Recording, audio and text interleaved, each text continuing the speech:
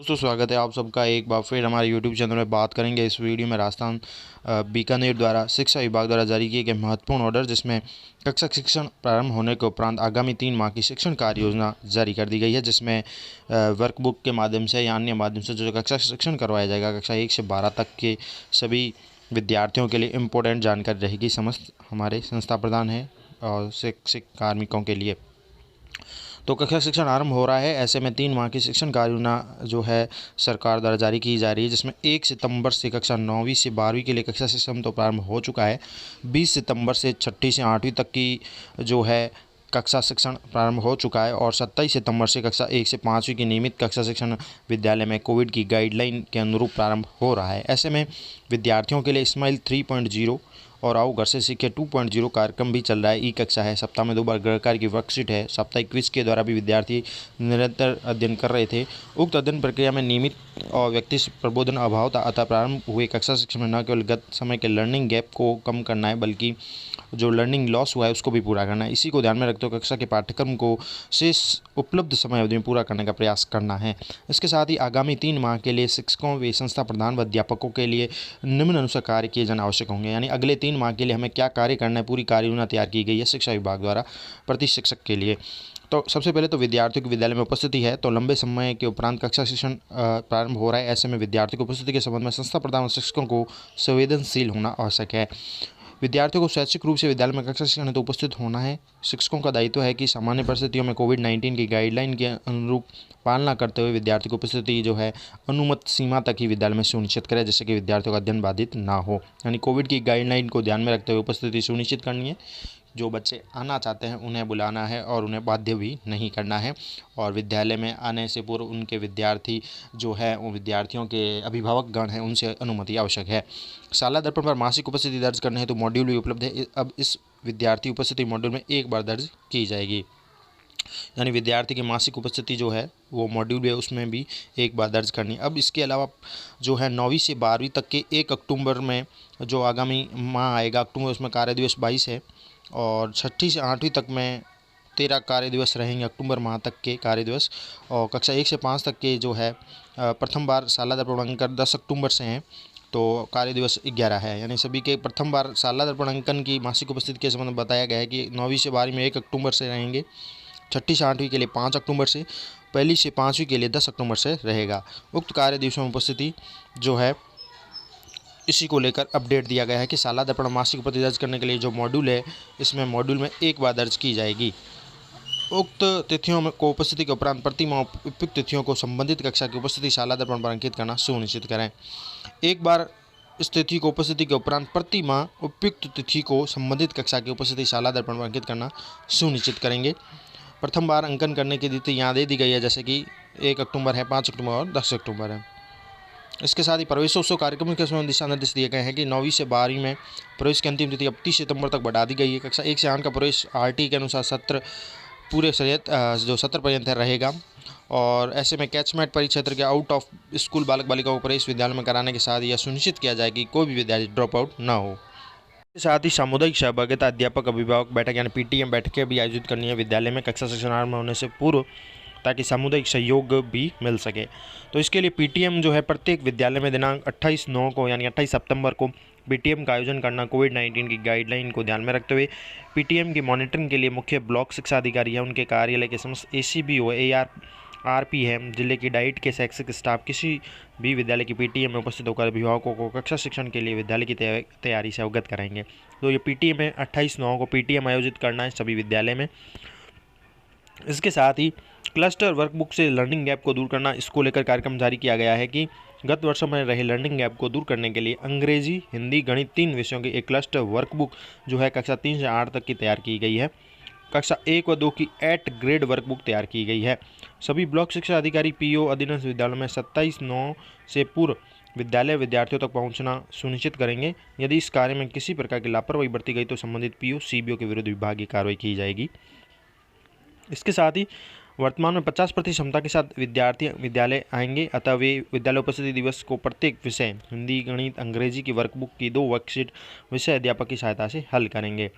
50% क्षमता के साथ विद्यार्थियों को बुलाया जाएगा, अतः विद्यालय की उपस्थिति दिवस को प्रत्येक विषय जो भी है उसकी वर्कबुक की 2 वर्कशीट विषय अध्यापक की सहायता से हल करेंगे। अनुपस्थित दिवस में आगामी घर पर रहने वाले दिवस को अन्य 2 वर्कशीटें गृह कार्य के रूप में हल करेंगे। जैसे आगामी कार्य दिवस को वो शिक्षक द्वारा चेक कराएंगे और विद्यार्थी को अपडेट किया जाएगा। वर्कशीट से लर्निंग ऐप हेतु निदानात्मक कार्य 1 अक्टूबर से आरंभ किया जाएगा। कुल 8 क्लास में से प्रथम 4 क्लास में वर्कशीट आधारित शिक्षण गत दिवस व वर्तमान दिवस की वर्कशीट कार्य किया जाए और शेष 4 क्लास में 8 ग्रेड की विषय वस्तु का अध्यापन कराया जाए। तो ये यहाँ पर क्लियर किया गया है कि 8 क्लास जो होंगे उसमें पहले 4 क्लास में वर्कशीट आधारित जो हमें वर्कशीट मिली गई है दी गई है विद्यार्थी को, उस वर्कशीट के आधार पर चारों क्लास में जो भी गत दिवस की भी है और वर्तमान दिवस की जो है पढ़ा रहे हैं उसकी वर्कशीट का कार्य किया जाएगा और शेष जो 4 रहेंगे उसमें 8 ग्रेड की विषय वस्तु का अध्यापन करवाया जाएगा। अब वर्कबुक के लिए यह निर्धारित किया गया फ्रेमवर्क है जिसमें कक्षा 3 के लिए जैसे 4 क्लास है पढ़ाने के लिए गृह कार्य के लिए, और प्रयास है कक्षा 4 और 5 के लिए वर्कबुक है, प्रवाह है 6 से 7 के लिए, प्रखर है कक्षा 8 के लिए, कक्षा 1 व 2 के लिए 8 ग्रेड की वर्कबुक काम में लेनी है। प्रथम 4 क्लास के लिए गृह कार्य वाली हो या प्रतिदिन अध्ययन कराने वाली हो, यह 4 क्लास रहेंगे। क्लास का समायोजन के लिए है कि मुख्य विषयों के 5 क्लास के पश्चात शेष रहे क्लास में कला शिक्षा, कार्यानुभव, शारीरिक शिक्षा के क्लास के स्थान पर जो भी क्लास लेना है। तो अब है आगे बढ़ते हैं विद्यालय का समय विभाग चक्र। इसके साथ ही समय विभाग चक्र भी दिया गया है। क्लास वाइज देखें तो क्लास 1 to 8 है समय विभाग चक्र है जिसमें हमें निम्न प्रकार से कार्य करना है। जैसे कि क्लास 1 से देखें तो हिंदी की वर्कबुक है, सेकंड में गणित की वर्कबुक यूज़ लेनी है, थर्ड में अंग्रेजी की है, फोर्थ में गणित की वापस वर्कबुक काम लेनी है। प्रथम 4 क्लास ये हो जाएंगे। फिर उसके पश्चात जो है आगे बढ़ेंगे तो क्लास और कक्षा के अनुसार तो हिंदी की पाठ्यपुस्तक है, फिर गणित की पाठ्यपुस्तक है, फिर अंग्रेजी की वर्कबुक आ जाएगी और फिर निदानात्मक शैक्षिक गतिविधियाँ अन्य वैसे की 8 पीरियड में। इस प्रकार से प्रत्येक क्लास के लिए ये वर्कबुकें और उसके हिसाब से टाइम टेबल जो है समय विभाग चक्र सरकार द्वारा जारी कर दिया गया है। तो ये प्रत्येक क्लास के लिए अच्छा है, क्लास वाइज हम ये कार्य करवा सकते हैं। कक्षा 1 है, 2 है, 3 है, 4 है, वहाँ सभी क्लास के लिए ये समय विभाग चक्र दिया गया है। तो आप अच्छे से इसको देख लें और अपने कक्षा अध्यापक के हिसाब से या अपने क्लास के हिसाब से जो कार्य करना है वो हम चेक कर सकते हैं। कक्षा व क्लास दोनों दिए हुए हैं और उसके हिसाब से हमें ये कार्य जो है प्रति दिवस कराना है। और वर्कबुक के माध्यम से कह सकते हैं इसमें जो बात कही गई है कि आधे क्लास वर्कबुक के माध्यम से रहेंगे और पीछे वाले जो है पाठ्यपुस्तकें माध्यम से रहेंगे। तो इस हिसाब से क्लास वाइज हमें प्रत्येक क्लास में ये कार्य करना है। और फिर नोट दिया गया है कि विद्यालय में 50% विद्यार्थी ही अनुमत है, अतः उपस्थिति दिवस को विद्यार्थी उक्त अनुसार अध्ययन करेंगे और आगामी अनुपस्थित दिवस में आगामी घर पर रहने वाले दिवस को वे अन्य 2 वर्कशीटें जो भी है गणित, अंग्रेजी या हिंदी के वर्ग की गृह कार्य में हल करेंगे। कक्षा 9 से 12 का समय विभाग चक्र विद्यालय के समय के अनुसार निर्धारित पाठ्यक्रम के लिए नियत किया जाएगा। जिन कक्षाओं के लिए क्लस्टर वर्कबुक का अध्ययन निर्धारित क्लास में वे कक्षा एक साथ बैठकर अध्ययन कर सकेगी। इसके साथ ही पाठ्यक्रम पूरा करने के लिए योजना ये है कि शिक्षण हेतु निर्धारित समय अवधि घट जाने के कारण 30% पाठ्यक्रम को कम किया गया है।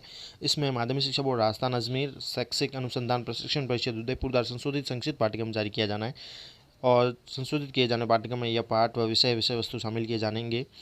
डिजिटल माध्यम स्माइल 3 शाला दर्शन के माध्यम से विद्यार्थियों को भिजवाए गए हैं।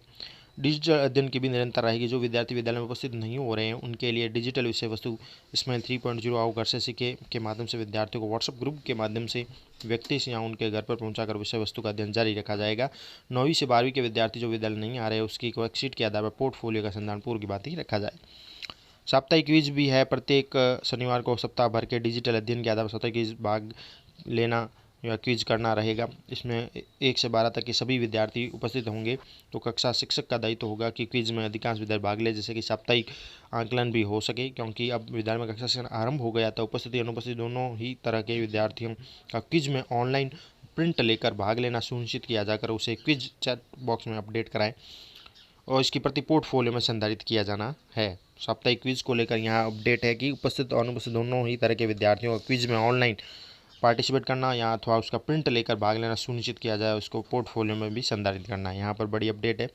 मासिक पर्क की बात है तो अक्टूबर में भी अध्ययन किए गए विषय सामग्री के आधार मासिक पर्क लिया जाएगा। जिन विषयों की अध्ययन सामग्री ऑनलाइन उपलब्ध नहीं होगी उसके लिए शिक्षक विद्यालय में कक्षा शिक्षण के दौरान अध्ययन जो भी अध्यापन कराता है उसकी विशेष सामग्री में से पर्क के लिए निर्धारित पैटर्न पर टेस्ट लेकर सालाना में अपडेट करेंगे। मासिक वर्ग अक्टूबर में और होगा, यानी कि इसके साथ ही NSA परीक्षा की तैयारी भी चल रही है। ऐसे में NSA परीक्षा नवंबर माह में 12 तारीख को हो रही है। दक्ष आदित्य इस परीक्षा में कक्षा तीसरी, 5वीं, 8वीं, 10वीं के विद्यार्थी भाग लेंगे। उक्त परीक्षा की तैयारी के लिए एक प्रश्न बैंक राजस्थान राज्य शैक्षिक अनुसंधान प्रशिक्षण उदयपुर द्वारा तैयार किया जाएगा। वेबसाइट पर अपलोड कर दिया जाएगा। इसके अतिरिक्त प्रति सप्ताह विद्यार्थियों के लिए नियमित रूप से दिया जा रहा क्विज कार्यक्रम भी दक्षता आधारित प्रश्नों का तैयार किया जाता है। दोनों स्तरों पर शिक्षक विद्यार्थियों को दक्षता आधारित प्रश्नों को अधिक हल करने को प्रेरित करें। NSA परीक्षा में राज्य का परिणाम पूर्व की भांति श्रेष्ठ रह सके। तो नवंबर माह में NAS परीक्षा भी होगी, जिसमें कक्षा 3, 5, 8, 10 के विद्यार्थी भाग लगेंगे। तो उनके लिए भी उनको तैयारी करवानी और प्रति सप्ताह जो क्विज जाती है उसको भी पार्टिसिपेट करवाना है, ताकि NAS का जो सिलेबस है क्लियर हो सके। इसके साथ ही सघन निरीक्षण होगा शाला संबलन ऐप के माध्यम से। विद्यालय में पुनः कक्षा से आरंभ होने के साथ ही जो भी अधिकारीगण हैं, निदेशालय संयुक्त निदेशक है, जिला शिक्षा अधिकारी है, विद्यालयों का विजिट करेंगे। ब्लॉक शिक्षा अधिकारी अपने कार्यालय के ECBO या RP द्वारा शाला संबलन का प्रशिक्षण देना सुनिश्चित करेंगे। विद्यालयों का विजिट 1 अक्टूबर से आरंभ होगा, जिसमें समस्त प्रकार के जिला शिक्षा अधिकारी है, निदेशक है, CBO ब्लॉक शिक्षा अधिकारी है, अधिकारी निरीक्षण करेंगे। और मुख्य ब्लॉक शिक्षा अधिकारी अपने कार्यालय के ECBO RP के माध्यम से PO को बांटकर प्रत्येक विद्यालय का निरीक्षण करेंगे और इस अभियान का सुनिश्चित करेंगे। और साथ ही इसकी प्रविष्टि शाला संबलन ऐप पर की जानी है। तो ये महत्वपूर्ण अपडेट। इसके साथ ही आगे अपडेट और है, करने योग्य कार्य है कि प्रवेशोत्सव 30 सितंबर तक चलेगा। PTM 28 सितंबर तक है। एक बार दोबारा जो है टाइम टेबल फ्रेम के जरिए यहाँ पर क्लियर किया गया है कि प्रवेशोत्सव 30 सितंबर तक है। PTM 28 सितंबर को है। उपस्थिति दर्ज करना है प्रत्येक माह की 1, 5 और 10 तारीख को निर्धारित कक्षा के अनुसार, यानी प्रत्येक माह की उपस्थिति दर्ज करना है। बच्चों की यहाँ पर बताया गया है प्रत्येक माह की 1 तारीख, 5 तारीख और 10 तारीख को निर्धारित कक्षा जो आगे दी गई थी उसके अनुसार हमें उपस्थिति दर्ज करना है। वर्कबुक का वितरण 1 सप्ताह का समय दिया गया है। पाठ्यपुस्तक वितरण में 1 सप्ताह है। निम्न कक्षा स्तर की क्षमताएं हैं 1 माह के भीतर कक्षा स्तर के लिए। गृह कार्य सप्ताह में 3 दिन देना है, क्योंकि 50-50% बुलाया जाएगा। साप्ताहिक क्विज प्रति सप्ताह यानी शनिवार को करनी है। मासिक परख अक्टूबर में है। NAS परख है नवंबर माह में। आगामी 3 माह में विद्यालय अपने स्तर पर कार्य योजना बनाकर निर्धारित शैक्षिक लक्ष्यों की प्राप्ति का प्रयास करेंगे। विशेष परिस्थितियां बहुत कम आती है, अतः अतिरिक्त समय देने की आवश्यकता अथवा परिश्रम देने की आवश्यकता हो तो भी शिक्षकों से अपेक्षा है कि वह विद्यार्थियों की सहायता के लिए तत्पर रहें। सभी शिक्षक विद्यार्थी ई-कक्षा की अध्ययन सामग्री के उपयोग के लिए अपने फ़ोन में मिशन ज्ञान ऐप को भी डाउनलोड करें। तो ये महत्वपूर्ण अपडेट्स शिक्षा विभाग द्वारा जारी कर दिए गए हैं, यानी कि कह सकते हैं पूरा कार्यक्रम जारी कर दिया गया है। आगामी 3 माह के लिए क्या क्या आपको करना है, साप्ताहिक क्विज कराने हैं, मासिक टेस्ट होगा अक्टूबर में, पाठ्यक्रम पूरा करने के लिए टाइम फ्रेम दिया गया है, समय विभाग चक्र भी दे दिया गया है, किस क्लास को जो क्या क्या पढ़ाना है, क्लास वाइज डिटेल दी गई है, समय विभाग चक्र दे दिया गया है। इसके साथ ही जो है वर्कबुक के माध्यम से पढ़ाने के बारे में जानकारी दे दी गई है, यानी कंप्लीट इसमें सभी डिटेल दे दी गई है। शाला दर्पण पर उपस्थिति दर्ज करने की डेटा भी दी गई है। पहले 9वीं से 12वीं के प्रथम बार 1 तारीख को करनी है, 6ठी से 8वीं के 5 है और पहली से 5वीं के 10 अक्टूबर है। तो ये महत्वपूर्ण अपडेट है सभी शिक्षकों के लिए इस वीडियो में। Thank you.